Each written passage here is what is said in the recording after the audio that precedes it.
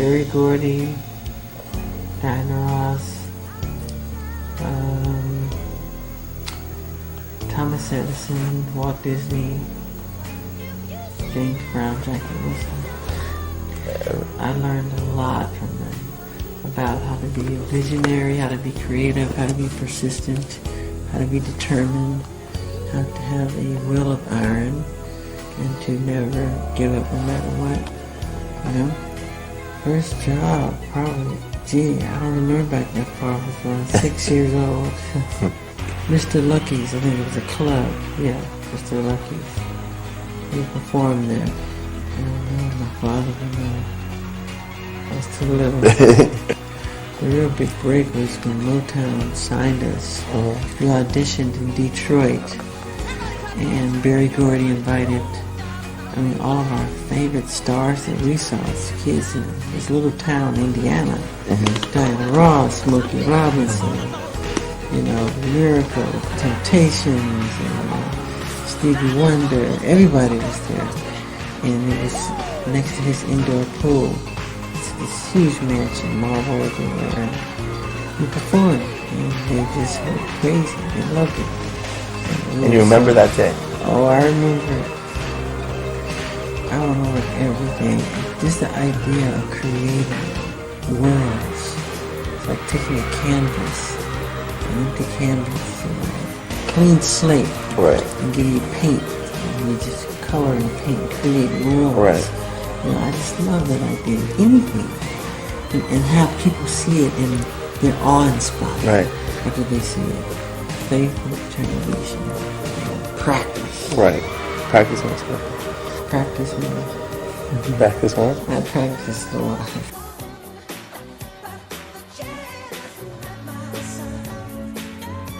I'm just never satisfied with what I do creatively, I just regret the limitation of my own imagination.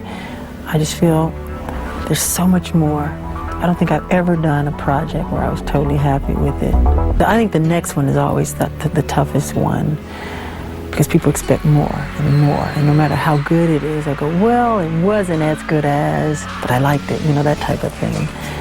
So that's what makes it difficult, because when I did Off the Wall, people always said to me, they would say, you can't top Off the Wall, you just cannot. Here you had like 4 top 10 singles from this album. It's never been done before, and it's sold 10 million albums. And they go, you can't beat that. And I said, well, I'll just do my best. I see it as art, or like making a movie, I get in there and I make sure shots are correct and choreography is right. It has to be executed properly, because once it's done, it's immortal. It's, you can't go back. It's a moment that's remembered forever. If I say no, I'll sound arrogant. I don't think I'm ever pleased with my performances. Never. And after that performance, I wasn't happy either. I wanted to do the 5 spins, then go on the toes and freeze there and just hold it and stay there, and I didn't. But I was angry about that, actually. You were disappointed. And I didn't realize I really did well until the next day when Fred Astaire called my house in Encino, raving. He said, I can't believe it. You're an incredible mover. And I was, oh my God, I think maybe I did well. I think as you get to a certain level, and they start creating these crazy stories, making you out to be not normal. What is normal? For me, is when you do a concert and you see a sea of people singing the lyrics, all in unison and holding up candles, and you go, wow. It just really makes your heart happy, and that's what really makes you feel like everything's okay.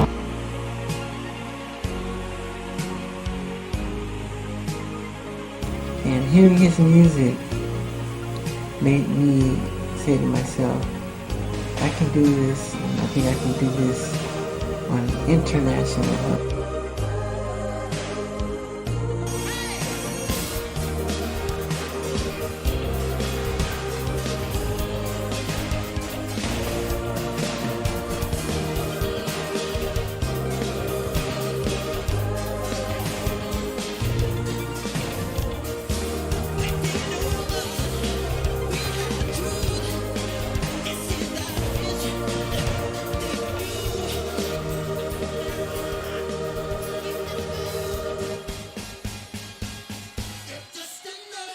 no matter what. I don't care if the whole world is against you or tease you or say you're not going to make it. Believe in yourself, no matter what. No matter what. Some of the greatest men that have made a mark on this world are treated like that. You know, you're not going to do it. You're not going to get anywhere. They laughed at the Wright brothers. They laughed at Thomas Edison. They laughed at Walt Disney. They made jokes of Henry Ford. They said he was ignorant. He didn't have a college degree because he dropped out of school. Disney dropped out of school. They even took Ford to court to prove his intelligence. And these are men that shaped and changed our culture, our customs, the way we live, the way we do things. And I think God plants little seeds through people on the earth. And I think you're one, I'm one. We bring some bliss, some escapism, joy, some magic. Because without entertainment, what would the world be like? What would it really be like? It's a totally different world for me. I love entertainment. And my favorite of all is film. Power and magic of movies. It's the greatest, it's the most expressive of all the art forms. I think it touches the soul. Music and movies. It's the most expressive. It's like, almost like it's like religion. You get so involved, so caught up, and it affected you that way. That's powerful, man. I think that's strong. I like that. I love that. And you got them. And I just love the great entertainers, the great performers, the great showmen, the storytellers, and just watching them is just miserable. I get caught up in it. I love it. One spotlight. I just love it. The whole thing. Magic, pure magic.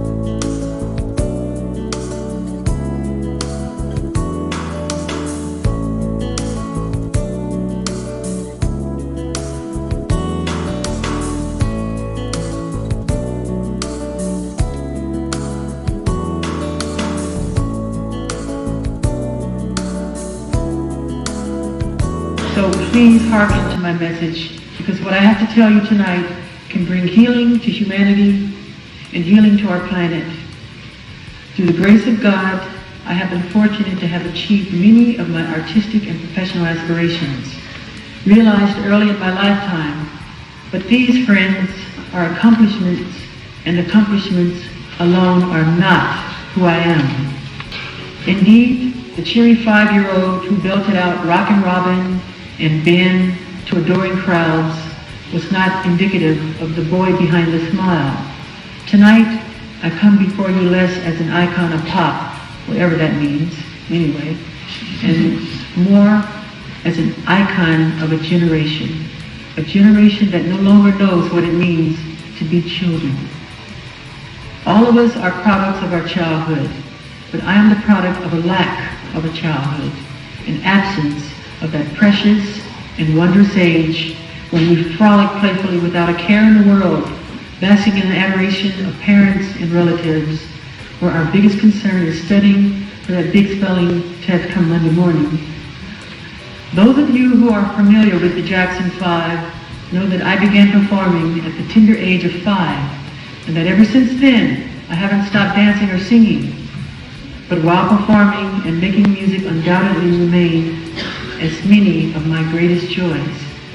When I was young, I wanted more than anything else to be a typical little boy. I wanted to build tree houses, have water balloon fights, and play hide and seek with my friends. But fate had it otherwise, and all I could do was envy the laughter and playtime that seemed to be going on all around me. There was no rest for my professional lifestyle, for on Sundays I would go pioneering, the term used for the missionary work that Jehovah's Witnesses do. And it was then that I was able to see the magic of other people's childhood. Since I was already a celebrity, I would have to put on a disguise, a fat suit, a wig, a beard, and glasses. And we would spend the day in the suburbs of Southern California, going door to door or making the rounds of shopping malls, distributing our Watchtower magazines. I'm asking myself to give our parents the gift of unconditional love so that they too may learn how to love from us, their children, so that love will finally be restored to a desolate and lonely world. My friends, we are that world. We are those children. Mahatma Gandhi said, "The weak can never forgive. Forgiveness is the attribute of the strong." Tonight, be strong. Beyond being strong, rise to the greatest challenge of all, to restore that broken covenant. We must all overcome whatever crippling effects our childhoods may have had on our lives. And in the words of Jesse Jackson, forgive each other, redeem each other, and move on. This call for forgiveness may not result in Oprah moments the world over, with thousands of children making up with their parents, but it will at least be a start. We'll all be so much happier as a result. And so, ladies and gentlemen, I conclude my remarks tonight with faith, with joy, and excitement. From this day forward, let a new song be heard. Let that new song be the sound of children laughing. Let that new song be the sound of children playing. Let that new song be the sound of children singing. And let that new song be the sound of parents listening.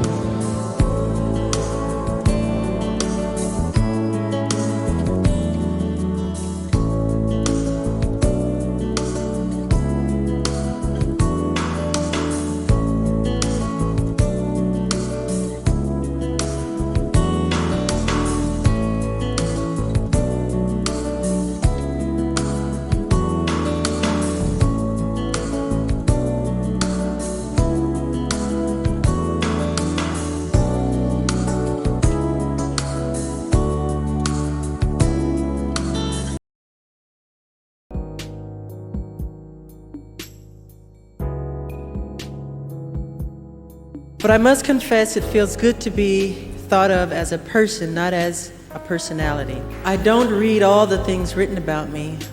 I wasn't aware that the world thought I was so weird and bizarre. But when you grow up, as I did, in front of 100 million people since the age of 5, you're automatically different. The last few weeks, I have been cleansing myself, and it's been a rebirth for myself. It's like a cleansing spirit. My childhood was completely taken away from me. It was not a normal childhood. No normal pleasures of childhood. Those were exchanged for hard work, struggle, and pain, and eventual material and professional success. But as an awful price, I cannot recreate that part of my life, nor would I change any part of my life. However, today, when I create my music, I feel like an instrument of nature. I wonder what delight nature must feel when we open our hearts and express our God-given talents. The sound of approval rolls across the universe, and the whole world abounds in magic. Wonder fills our hearts for what we have glimpsed for an instant, the playfulness of life. And that's why I love children and learn so much from being around them. I realize that many of our world's problems today, from the inner city crime to large-scale wars and terrorism and our overcrowded prisons, are a result of the fact that children have had their childhood stolen from them. The magic, the wonder, the mystery, and the innocence of a child's heart are the seeds of creativity that will heal the world. What we need to learn from children isn't childish. Being with them connects us to the deeper wisdom of life, which is ever present and only asked to be lived. They know the way to solutions that lie waiting to be recognized within our own hearts. Today I would like to thank all the children of the world, including the sick and deprived. I am so sensitive to your pain. I also want to thank all those who have helped me to channel my talent here on earth.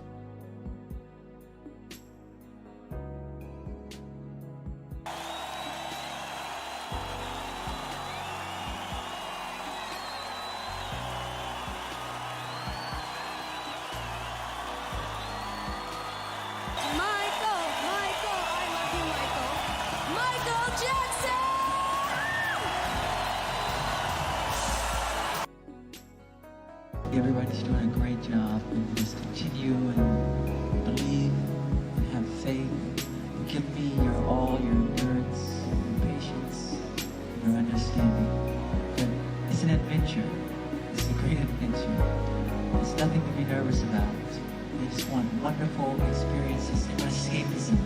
We want to take them places that they've never been before. We want to show them town like they've never seen before. So give your all. And I love you all. We're family, just know that. We're a family. We have to bring love back into the world, to remind the world that love is important. Love is important. Love each other. We're all one. Let's take care of the planet. 4 years to get it right, or else it's irreversible damage we've done. So we have an important message to give. Okay? It's important, but I thank you for your cooperation so far. Thank you. Big thank you.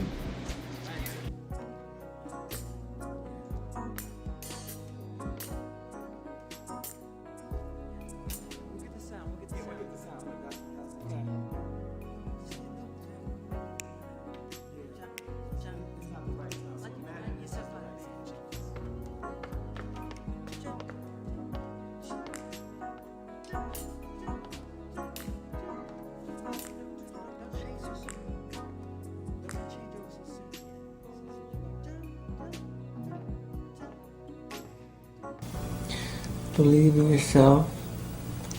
Study the greats and become greater. Be a scientist. Dissect.